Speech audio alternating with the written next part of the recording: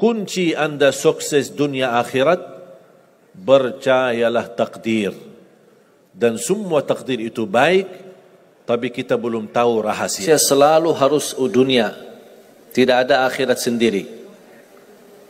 Dunia dan mau kaya di dunia kaya, selamat di dunia selamat. Jadi dunia itu harus dibawa. Kalau udah bahasanya akhirat, pasti orang bertanya, terus dunia kita gimana? Makanya begitu saya membaca sukses dunia akhirat, wah ini Indonesia ini.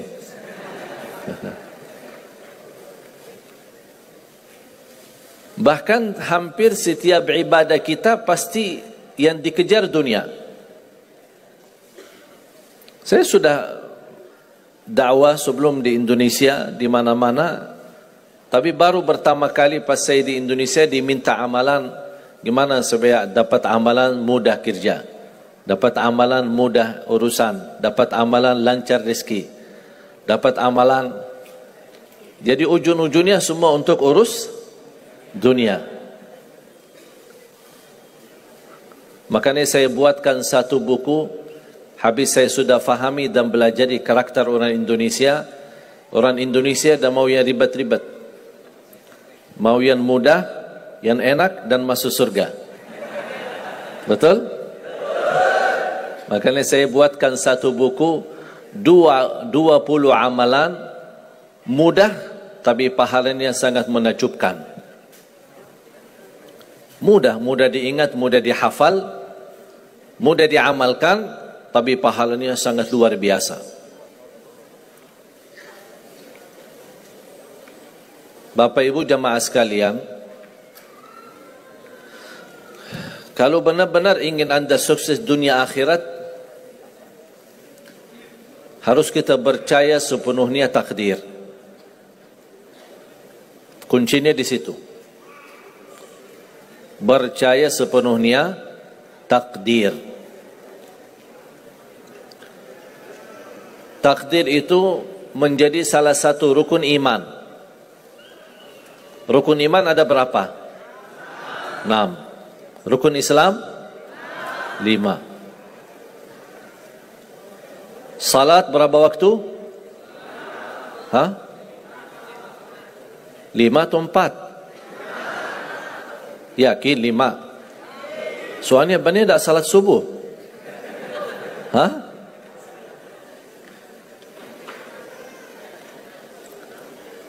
Takdir itu menjadi salah satu rukun iman. Tapi banyak di antara kita yang belum percaya sepenuhnya soal takdir. Dan kita sifat manusia, mohon maaf, suka tidak adil. Contoh, kalau Allah berikan karunia, nikmat, pertama kita lupa bersyukur. Yang kedua, kita tidak pernah berkata sama Allah, ya Allah kenapa aku dapat nikmat ini? Tapi sebaliknya, kalau kita diuji oleh Allah, kita kurang sabar dan kita bertanya sama Allah, ya Allah kenapa saya diuji? Faham tak?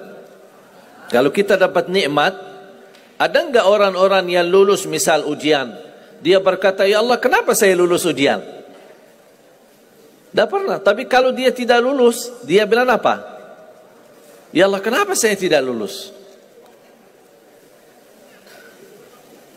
Ketika ditimpa musibah, dia selalu merasa nyesal atau merasa sakit hati, tersinggung. Berkata sama Allah, kenapa saya diuji? Padahal saya orang baik. Saya jaga salat, saya berusaha mendekat sama Allah. Tapi saya merasa bertambah berat ujiannya. Tapi sebaliknya, ketika diberikan nikmat, dia tidak pernah menyebutkan, ya Allah kenapa saya mendapatkan nikmat ini? Kayaknya si fulan lebih fantas mendapatkan nikmat. Itu tanda manusia tidak adil. Tidak bersikap adil. Makanya subhanallah, semakin anda mantap imannya terhadap takdir, semakin hidupmu jadi nikmat. Saya kasih contoh.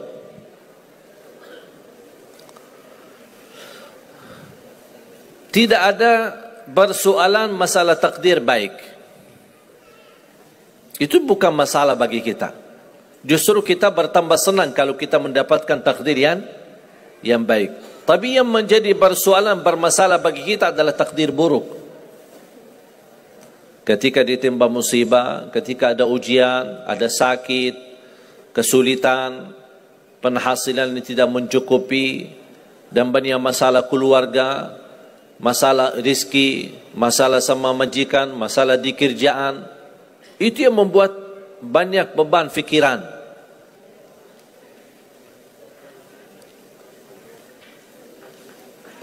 Tapi kita harus tahu, sebenarnya walaupun takdir itu ada baik, ada buruk, kenyataannya buruk, nampaknya buruk, tapi hakikatnya baik. Hakikatnya baik. Tapi kapan kita bisa tahu takdir yang buruk ini bisa menjadi baik bagi kita? Belum tentu sesaat terjadi ujian itu. Bisa jadi belakangan, bahkan bisa menjadi sekian lama baru kita tahu dan sadar ternyata takdir itu baik bagi kita.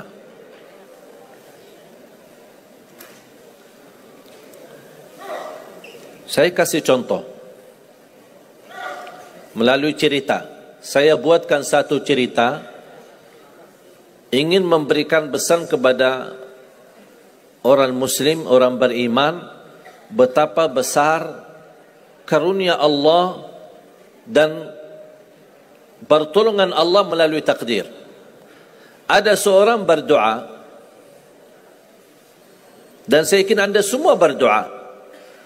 Setiap berkesempatan, setiap salat, setiap sujud atau tahajud, duha, pasti anda semua berdoa.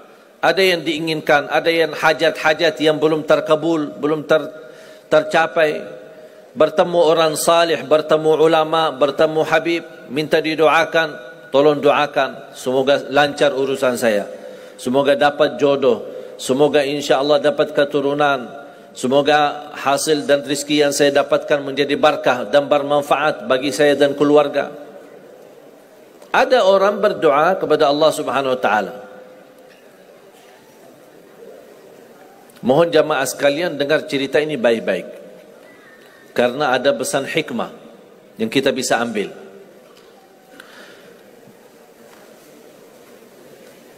Orang ini berdoa tapi tidak melebihi selain doa meminta jodoh yang salihah, yang cantik, yang kaya. Itu aja doanya, tidak ada yang lain. Setiap salat, ya Allah, jodoh yang salihah, yang cantik, yang kaya. Tahajud, ya Allah, jodoh yang salihah, yang cantik, yang kaya. Doa pas buka puasa, itu aja doa, tidak ada yang lain. Tidak minta ampun, tidak minta rahmat, tidak minta karunia, tidak minta keselamatan. Butuh banget ini jodohnya. Dapat rezeki sedikit, dapat kemudahan berangkat haji. Selama dia berhaji, selama dia tawaf 7 kali, itu aja doanya. Ya Allah, jodoh yang salihah, yang cantik, yang kaya. Safa Marwah sa'i, ya Allah, jodoh yang salihah, yang cantik, yang kaya. Tak ada yang lain. Ketika satu malam dia sudah di tengah air, berjalan malam hari santai-santai di kampung sambil membayangkan jodohnya, menghayal bagaimana cantiknya. Pas di dalam perjalanan dikejar anjing. Dia lari, dan justru anjing semakin lari semakin dikejar. Makanya kalau ketemu anjing jangan lari. Akhirnya anjing berhasil gigit kakinya, berdarah. Datang mobil ambulan, dibawa ke rumah sakit. Di dalam mobil ambulan dia merasa menghadapi ujian, dan dia berkata, ya Allah, selama ini saya berdoa minta jodoh, yang salihah, yang cantik, yang kaya, masa dikirimkan anjing? Dia belum tahu ada apa. Dan ini yang sering kita lakukan, terlalu cepat respon dan berkata yang tidak baik ketika kita diuji oleh Allah, sedangkan kita belum tahu apa yang akan terjadi sesudah itu. Ambulan dibawa ke rumah sakit, dan subhanallah, dirawat di rumah sakit seorang dokter yang cantik, yang salihah, yang kaya, jadi jodohnya. Ada hikmah enggak digigit anjing? Buruk enggak kejadian itu? Buruk, digigit anjing pasti buruk. Tapi ternyata di dalam keburukan Allah menyediakan sesuatu kebahagiaan, sesuatu kebaikan, tapi kita belum tahu. Ternyata Allah sudah kabulkan doanya. Allah sudah kabul. Cuman kadang-kadang proses menabulkan doa itu ada di antara doa kita yang memang prosesnya lewat takdir buruk. Allah sudah kabul. Kata Allah, aku sudah kasih. Tapi tunggu. Seperti ini orang, doanya terus, ya Allah jodoh yang salih, yang cantik, yang kaya, jodoh yang salih, yang cantik, yang kaya. Allah sudah kabulkan doanya, tapi jodohnya ada di rumah sakit. Berarti harus sakit dulu. Gimana cara sakit dulu? Allah punya bermacam cara, berbagai macam cara. Bisa sakit, tiba-tiba sakit, bisa apa saja alasannya. Di antaranya tentara Allah yang ada di bumi, semua yang bernyawa makhluk Allah, patuh dan taat kepada Allah Subhanahu wa taala. Di antaranya anjing. Allah perintahkan gigit si fulan biar ketemu jodohnya di rumah sakit. Jalanin tugas. Memang kita menyesal ketika terjadi kecelakaan, tapi kita tidak tahu apa hikmah di belakang kecelakaan itu. Dan sering saya bilang sama jamaah, mudah-mudahan Allah kabulkan semua hajat-hajatmu. Walaupun digigit, mau enggak digigit anjing dulu?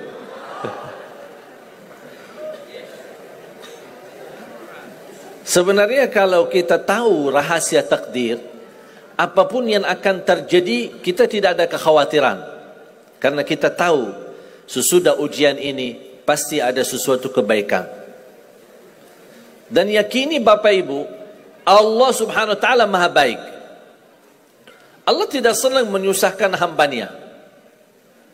Tapi kadang-kadang proses untuk menuju kebaikan ada kesulitan dan tantangan.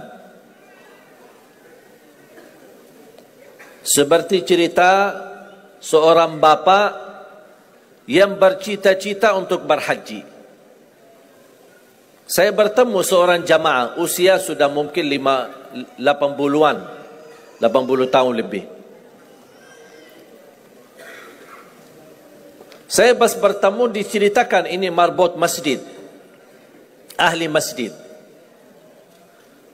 Saya berdialog bertahun-tahun, Masya Allah, kerjaannya hanya lap-lap masjid, bersihkan masjid, jaga masjid. Saya berkata sama beliau, Pak, apa yang Bapak inginkan?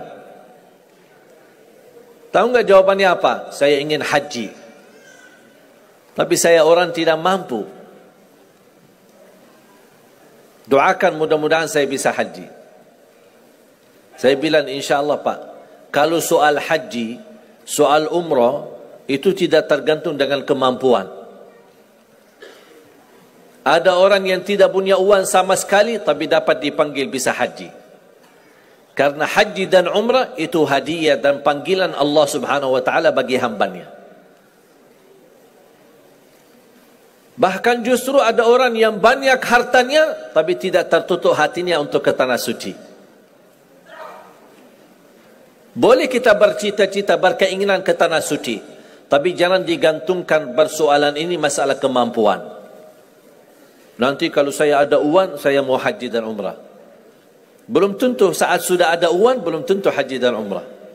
Kalau belum dipanggil oleh Allah Subhanahu wa taala. Saya berkata sama beliau, Bapak kalau sudah saatnya dipanggil oleh Allah, pasti Bapak akan berhaji. Tiba-tiba saya menerima telefon dari anak beliau. Habis saya ketemu kira-kira beberapa bulan, saya terima telefon menyampaikan bapaknya kecelakaan. Kok gimana kecelakaan? Apa ceritanya? Dia bilang habis keluar dari masjid, pulang malam hari, nampaknya ada mobil. Pas ayahnya lagi seberang jalan, ada mobil tidak memperhatikan, kemudian tabrak. Alhamdulillah tidak terlalu parah, cuman perlu dirawat di rumah sakit sedikit, sebentar. Saya ke sana, pergi. Rumah sakitnya di mana? Dikasih tahu alamatnya. Saya datang kunjung silaturahim. Pas beliau bertemu dengan saya, nangis dan pingin peluk saya. Dan terus saya tanya gimana? Kata beliau, ada cerita yang istimewa terjadi sama saya. Ternyata orang yang menabrak beliau, orang yang kaya.